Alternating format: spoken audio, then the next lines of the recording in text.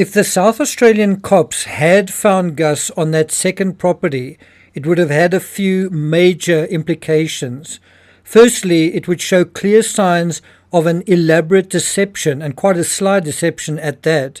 And secondly, it would potentially, arguably, implicate someone else in the sad story we haven't spoken about much, Shannon. Because effectively, that property is hers, isn't it? Wouldn't she be a lot more familiar with that property than anybody else? Because it's from her side of the family. I got nightmares in my head, I fear thoughts build up until I can't. My mind fills up into a creature, and it haunts me somewhere much deeper. I got nightmares in my head, I fear. According to the Daily Mail, it can now be revealed that Gus's grandparents Shannon and Josie Murray oversee that station as well as their neighbouring Oak Park station near Yunta, where the 4-year-old vanished on the evening of September 27th, well, apparently on the evening of September 27th. Bullyaninnie has been in Shannon Murray's family for 4 generations, and it currently belongs to her widowed aunt Joy Betty, 92, who is now in a nursing home.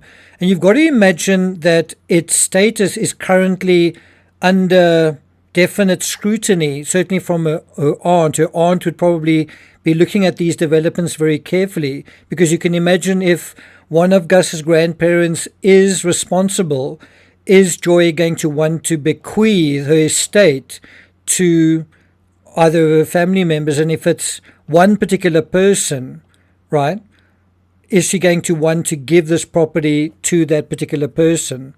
Would you? So can you see how potentially a lot of treasure is on the line? Also, according to the Daily Mail, a local with a long association to Bullyaninnie told the Daily Mail that Joy's niece looks after it now, and that is understood to be Gus's grandmother Shannon, 73. And so Shannon must be aware as well that she's the custodian of the property, but if Shannon is somehow definitively implicated in this whole mess with Gus, is she going to be looking after it in future? Anyway, Joy and her husband Ronald Betty inherited Bullyaninnie from Joy's late father, Harry Jones, who also owned Oak Park Station, and bequeathed that to their daughter Claire, Shannon's mother. Do you see how the complicated family dynamics become very pertinent, very important in figuring out the full context of the story? Potentially anyway. Shannon and Josie became the owners of Oak Park following the deaths of Claire and her husband Vincent Pfeiffer, a former World War II prisoner of war. And isn't that same equation hanging in the balance now? That Bullyaninnie might be bequeathed to Shannon and Josie depending on whether they can come out of this whole thing clean or not. It ought to be very clear now just how much treasure is on the line. I mean, in terms of a property empire. The Daily Mail refers to it as a huge Outback empire. Let's put those words on screen. A huge Outback empire that could be lost if things go pear-shaped for the folks at the center of this catastrophe. And isn't that something that they're trying to prevent from happening? Isn't that why they've hired defense lawyers, both of them? Of course, the reality is Gus wasn't found there at the second property.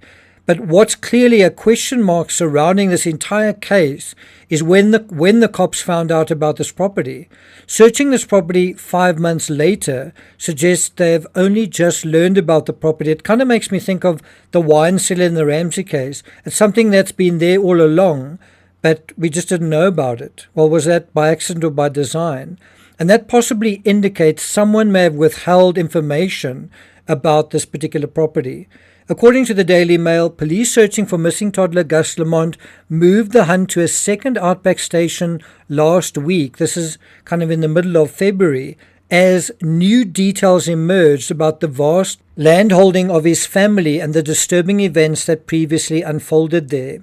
Now, you may remember in a previous video I noted that the cops seemed to take an awfully long time to find out about those many mine shafts on the property, those various mine shafts scattered all over. And they also didn't seem to find out about these mine shafts from the grandparents.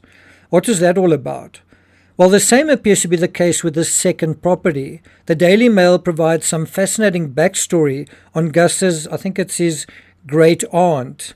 Well, we'll dig into her story in more detail in an upcoming analysis. According to the Daily Mail, a cadaver dog, a police helicopter, and Taskforce Horizon detectives converged on Bullyaninnie station near Udlawira in the South Australian Outback on February 16. That's an awfully long time. That's an awfully long period of time to pass from September 27th. Now, the new search effort focused on 3 areas at Bullyaninnie. Firstly, an outhouse. Secondly, an area of freshly poured concrete. And thirdly, a ditch filled with abandoned cars. Now, the fact that Gus hasn't been found on either of the properties doesn't necessarily mean he isn't on either of them. And I personally still think the original homestead deserves a more thorough search, digging into the foundations and turning that whole place upside down. The grandparents' one of their fierce defense of the property when a reporter came there seems to me not just about trespassing, but possibly fear and anger. It seemed very loaded, that response. Excuse the pun. And of course, the easiest way to maintain custody over something that you want to remain hidden is arguably by keeping it under your own nose on your own property. But there is another possibility. If this case has been a charade the whole time, then Gus may have disappeared at a totally different time and under totally different circumstances. If Gus was, for example, accidentally ridden over while sheep were being attended to far from the homestead, if they were already far from home when the incident happened, it might have made sense to take him from there, far away, to even further to the outskirts of the property before heading home. And the story of Gus playing outside might be a misdirection. According to the Nightly, Major Crimes Officer in Charge, Detective Superintendent Darren Filk, confirmed that police cannot rule out that Gus was still on the 60,000 hectare property when officers reached the homestead on the night of September 27th. Possibly, he said. Police were on scene quite quickly when they were advised that Gus was missing. Yes, there was some time in between, but it is possible.